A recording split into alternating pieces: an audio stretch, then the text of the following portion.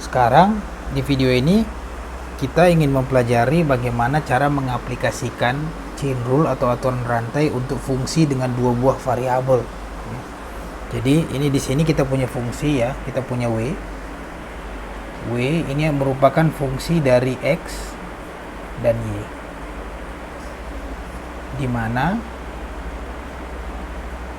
x itu sendiri ini merupakan fungsi t dan y itu adalah merupakan fungsi t juga. Jadi artinya x ini bisa diturunkan terhadap t dan y ini bisa diturunkan terhadap t, dan w ini bisa diturunkan terhadap x dan dia juga bisa diturunkan terhadap y. Atau bisa kita tulis juga w sama dengan fungsi dari x fungsi t dan y fungsi t. Sekarang kita gambarkan branch diagramnya ya. Branch diagram. Jadi kita identifikasi dulu variabel dependennya adalah w. Kenapa? Karena dia bergantung pada x, bergantung pada y, dan bergantung pada t. Jadi kita tulis di sini ini adalah variabel dependen kita ya, w. Ini variabel dependen. Nah, variabel intermediate kita ada dua, yaitu kita punya yang namanya x, kita punya yang namanya y di sini. Kenapa? Karena dia berpengaruh terhadap w dan dia juga bergantung pada t, sama-sama bergantung pada t. Ini adalah variabel intermediate.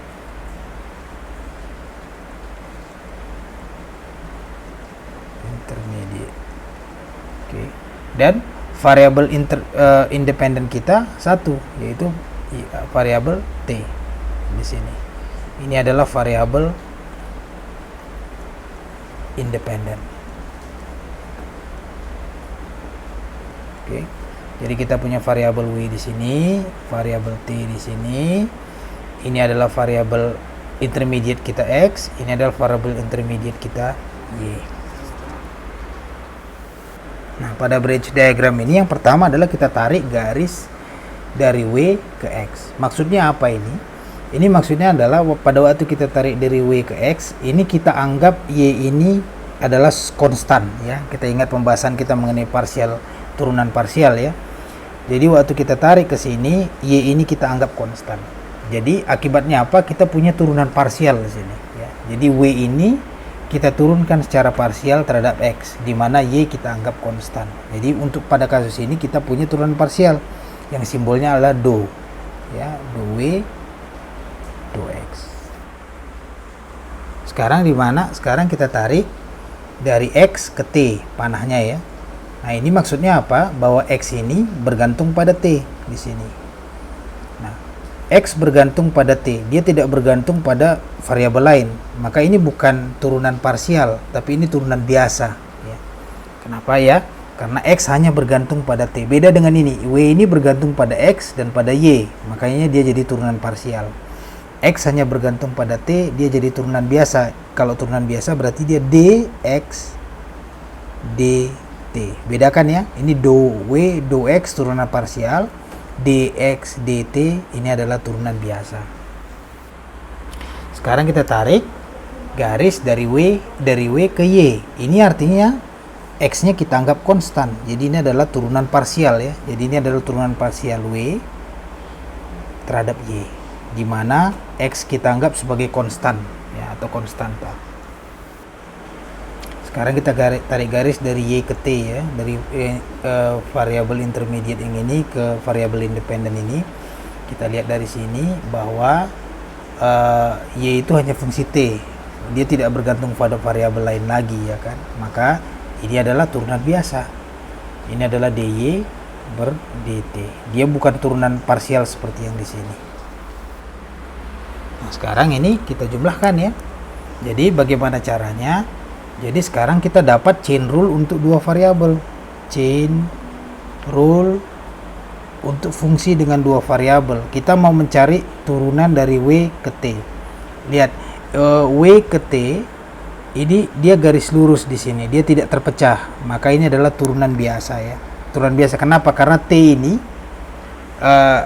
dari sini bisa kita lihat ya bahwa ini hanya satu fungsi saja ya, ini fungsi aja, jadi dia bukan parsial, nggak ada pada waktu W ke T tidak ada variabel yang ditahan konstan. Maka ini adalah dW per dt ini adalah sama dengan ini dikali ini ya, jadi dia turun, ikutin yang biru ini ya, ini adalah dW per dx dikali dx per dt ya, ingat ini d ini do, terus ini dijumlahkan ini dikali ini ya, ditambah dw per doy ditambah dikali ya, nggak ada ditambah, dikali dy per dt. Jadi inilah chain rule untuk fungsi dengan dua variabel independen ya. Jadi sebagai contoh ya, sebagai contoh kita punya contoh, kita punya fungsi w sama dengan x kali y, di mana x itu merupakan fungsi t ya. Jadi ini x sama dengan fungsi t yaitu kosinus t, dan y itu adalah fungsi t juga, y adalah sinus t. Jadi pertanyaannya cari turunan dari w terhadap t. Jadi kita cari turunan dari w terhadap t, dw per dt ini berapa. Dan yang berikutnya juga kita mau berapa nilai turunan, berapa dw per dt pada saat T sama dengan Pi per 2. Jadi sekarang kita mungkin kalau kita udah biasa ya, kita bisa langsung pakai rumus ini, tapi kadang-kadang menggambarkan branch diagram itu menolong kita untuk menurunkan rumus dari chain rule ini ya. Jadi untuk contoh soal ini kita gambar lagi branch diagramnya ya.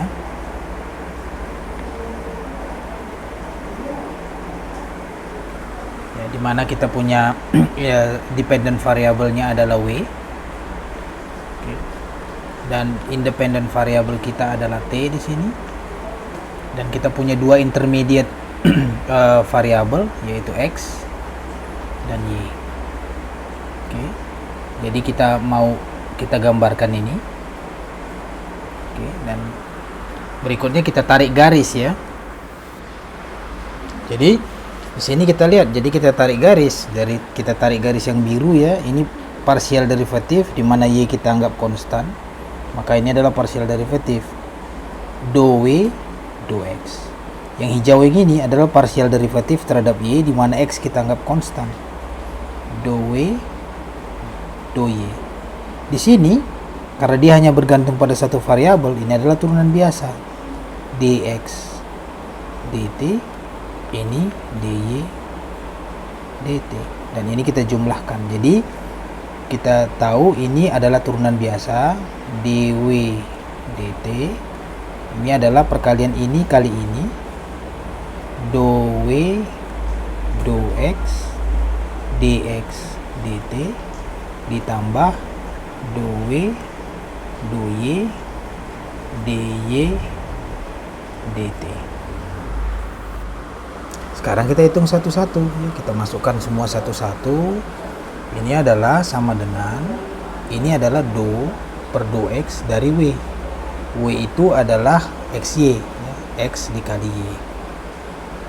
Ini dikali d per dt dari x yang kita tahu adalah kosinus t, ditambah ini adalah do per do y dari xy, w itu adalah xy, dikali d per dt dikali y itu adalah sinus t. Nah ini do per do x dari xy, artinya ini turunan parsial terhadap x, berarti y ini kita anggap konstanta, dia nggak punya pengaruh terhadap turunan ini, maka ini hasilnya adalah y ya. Turunan x terhadap x adalah 1, 1 dikali Y adalah Y. Turunan terhadap T, turunan biasa ini ya, ini adalah minus sinus T. Ditambah, ini sama, berarti X yang kita anggap konstan, berarti di sini kita punya X. Turunan dari sin T, ini adalah cos T. Nah, sekarang kita masukkan. Dari soal kita tahu Y itu adalah sinus T.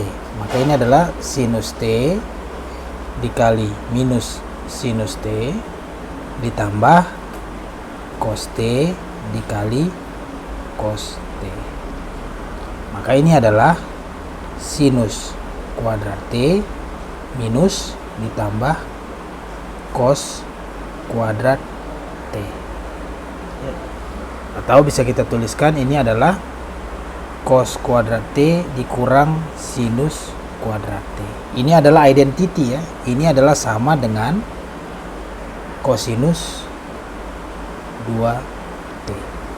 Jadi dw dt ini adalah sama dengan kosinus 2T. Kebetulan pada soal ini ini bisa kita verifikasi dengan mudah ya. Jadi kita bisa verifikasi ya, kita cek jawaban kita benar apa tidak. Kita tahu bahwa W ini sama dengan X kali Y. Dan kita tahu bahwa X itu adalah cos theta, cos T, dan Y itu adalah sinus T. Sinus T dikali cos T, sinus T dikali cos T, ini kita kalikan 2, dikalikan setengah ya. Setengah dikali 2, 1. Jadi 1 kali sinus T kali cos T. Jadi ini sama dengan ini. Nah, yang ini adalah identity. Ini 2 sin T cos T, ini adalah sinus 2T. Maka ini adalah setengah sinus 2T. Ya. Jadi kita udah punya fungsi bahwa W langsung sebagai fungsi T.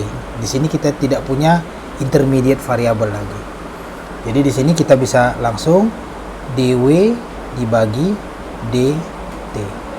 Ini adalah d per dt dari setengah sinus 2t. Ini sama dengan setengah dikali 2 kosinus 2t. Ya, ini kita coret, maka ini adalah kosinus 2t. Jadi kita lihat bahwa ini sama dengan ini. Berarti ini turunan parsial kita ini terverifikasi. Kebetulan di sini kita bisa melakukannya dengan mudah. Sekarang pertanyaan berikutnya adalah berapa dw per dt pada t sama dengan pi per 2. Jadi kita tulis dw per dt pada saat t sama dengan pi per 2. Ini langsung kita masukkan dw per dt, kita dapat bahwa ini adalah cos 2t. Jadi ini adalah cos 2 dikali T. T di sini adalah pi per 2. Ini adalah cos pi. Cosinus pi. Ini hasilnya adalah minus 1. Sekarang contoh berikutnya ya. Contoh berikutnya. Nah, sini kita punya fungsi Z sama dengan X kuadrat dikurang Y kuadrat. Di mana X itu adalah T kuadrat ditambah 1 dan Y-nya adalah T pangkat 3 ditambah T. Yang ditanya adalah dz dt-nya berapa. Kita harus cari dz dt-nya. Jadi sama seperti sebelumnya, kita gambar branch rule-nya, diagramnya dulu. Sekarang kita buat independent. Pertama dependent variabelnya adalah z, ya nggak w. Jadi kita nggak terpaku seperti w harus w gitu, nggak. Di sini kita lihat di kasus ini independent variabel kita adalah z. Jadi independent variabel kita adalah z. Kemudian intermediate variabel kita itu ada 2 ya. Itu adalah x dan y, dan independent variabel kita adalah 1, yaitu t ya. Jadi adalah 1. Nah, sekarang kita gambar panah-panahnya untuk mendapatkan turunan-turunannya. Nah, sekarang kita lihat ya, kita gambar yang biru dari Z ke X, X ke T, dari Z ke Y, Z ke T. Jadi dari Z ke X ini adalah parsial derivatif ya, turunan parsial. Kenapa? Karena dia merupakan fungsi X dan Y, jadi satu harus ditahan konstan. Jadi ini adalah do Z, do X, ini adalah dx dt, ini adalah do Z, do Y, ini adalah dy dt. Jadi kita chain rule bisa kita tulis dz dt ini adalah ya, ini kita jumlahkan do Z do X dikali dx dt ditambah do Z do Y dikali dy dt ya.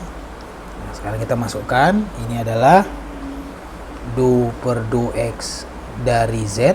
Z itu adalah X kuadrat kurang Y kuadrat dikali D per dt dikali X. X itu adalah T kuadrat ditambah 1 ditambah do per do Y dari Z X kuadrat kurang Y kuadrat dikali D per dt dikali Y, yaitu T pangkat 3 ditambah T. Jadi ini bisa kita tulis turunan terhadap X adalah 2X ya, Y nya kita anggap konstan, yang ini turunannya adalah 2T, turunan minus Y kuadrat ada karena X konstan diturunkan ini 0 ya, maka ini adalah minus 2Y, dan ini adalah turunannya 3T kuadrat ditambah 1. Ini kita kalikan ya, ini 4xt dikurang 2y dikali 3t kuadrat ditambah 1. Kalau kita mau teruskan lagi, kita masukkan t kuadrat ke sini bisa, t pangkat 3 tambah t ke sini bisa, tapi ini juga sudah cukup.